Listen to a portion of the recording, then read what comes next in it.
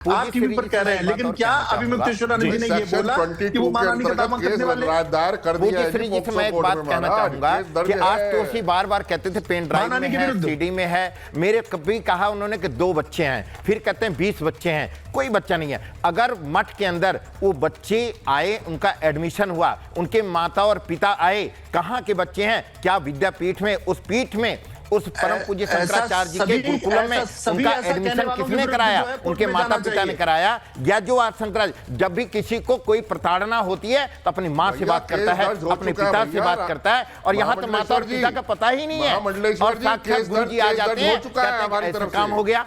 Okay, यहाँ पर ये सिद्ध करना पड़ेगा कि वो जो एलिगेशन है, वो एलिगेशन क्या अभी तक राज मिश्रा जी पुष्टि नहीं किया। राज मिश्रा जी काफी देर से पॉइंट करना चाह रहे हैं। राज मिश्रा जी बोलिए। प्रतीक चिन्ह हो रहा है। राममोहन शर्मा जी एक बात आप देख लीजिए, उनकी आशुतोष आचार्य की जो एडवोकेट हैं वो यहाँ पर डिफेंड नहीं कर पाए, उनको चैनल छोड़कर भागना पड़ा। इस चीज को ध्यान रखिएगा।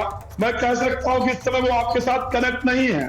उनकी जो एडवोकेट है इस टाइम पर रीना जी, वो चैनल छोड़ करके भाग गई, वो डिफेंड नहीं कर पाई लाइव टीवी के अंदर बैठ करके। और आप कह रहे हो केस को डिफेंड करेंगे, लेकिन मैं एक बात कह सकता हूं, ये सच्चाई है, ये सनातन के लिए इससे बड़ी हानि नहीं हो सकती है। जैनेंद्र सरस्वती को ना मर्डर का आरोप लगा करके 10 साल तक प्रताड़ित कर दिया गया, 10 साल तक प्रताड़ित किया गया।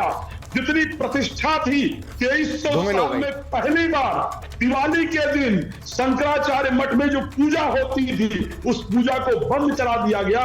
10 साल तक उस व्यक्ति को हर घंटे मरने के लिए मजबूर किया गया। 10 साल बाद ये निकल करके आता है कि नहीं साहब वो तो निर्दोष थे, विक्रमादित्य जी सम्मिलित ही नहीं थे, और उसके 2 साल बाद उस व्यक्ति की मृत्यु हो जाती है। मैं कहना चाहता हूं, ये एक्चुअल में जो लोग यहां भी बैठ करके ये शब्द कह रहे हैं ना कि नहीं ऐसा है वैसा है, दोषी निकलेंगे, कौन होते हो भाई ये मान लेने वाले कि पहले ही वो दोषी निकलेंगे? अगर ये आरोप झूठा निकल जाता है तो जैनेंद्र सरस्वती की तरह, और मुझे उम्मीद है, मैं जानता हूं ये आरोप भगवान कृपा करेंगे, शंकराचार्य को वास्तविक में सही होना चाहिए, मानता हूं उस पद पर बैठा हुआ व्यक्ति। ठीक है विक्रमादित्य जी, एक आखिरी रिस्पॉन्ड आपकी तरफ से। ओके ठीक है राज भाई, ओके केवल विक्रमादित्य जी लास्ट। ओके देखिए राम जी, हमको सबको ध्यान रखना चाहिए कि इस वक्त सबसे हिंदुओं की सरकार, जो मुख्यमंत्री बैठे हैं वो हिंदुओं के सिरमौर बैठे हैं, और मुझे नहीं लगता सनातन का सिरमौर बैठा है वहां पर कोई भी अनर्थ होने देगा। उस पर विश्वास करना चाहिए। आप देखें, कोई व्यक्ति रिपोर्ट करने गया तो पुलिस ने, सरकार ने उस बात को समझा कि कई तथ्य है नहीं। अगर जो कोर्ट के अनुसार से जो कार्य चल रहा है, कोर्ट के अनुसार चले। भारत के अंदर कोई भी गलत व्यक्ति नहीं जाएगा जेल में, इस बात का हमको ध्यान रखना चाहिए।